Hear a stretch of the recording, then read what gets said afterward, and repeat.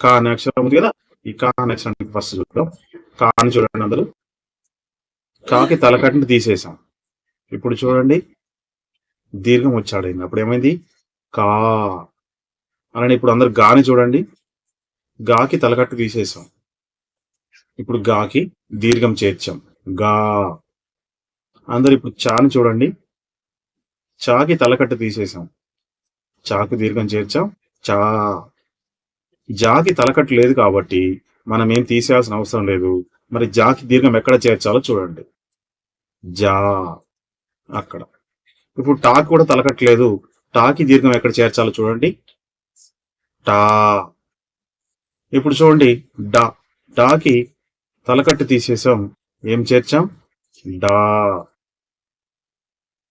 దీర్ఘం చేర్చాం. డా అయింది. ఇక్కడ చూడండి తాకి తలకట్టు తీసేసాం. అక్కడ మనం ఏం చేర్చాలి? దీర్ఘం. తా. అదేవిధంగా దాకి తలకట్టు తీసేసాం.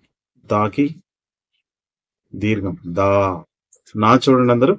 నాకి తలకట్టును తీసేసాం. అక్కడ మనం ఏం చేసాం? నా. ఇప్పుడు పాకి కూడా తలకట్టు తీసేసి చేర్చాలి. చూడండి పాకి దీర్ఘం ఎలా రాస్తాం? ఇలా రాస్తాం. పా. బాకి తలకట్టు లేదు కాబట్టి దీర్ఘం ఎక్కడుందో చూడండి. బా. మాకి తలకట్టు ఉన్నప్పటికీ కూడా తలకట్టును తీసివేయట్లేదు. దాన్ని పక్కన చేరుస్తున్నాం. మా అనేది చూడండి. మాకు దీర్ఘం చివర్లో చేర్చాం. మా. అదేవిధంగా యాకి కూడా తలకట్టు తీసేయం. అలాగే ఉంచి పక్కన చేరుస్తాం. మా యా.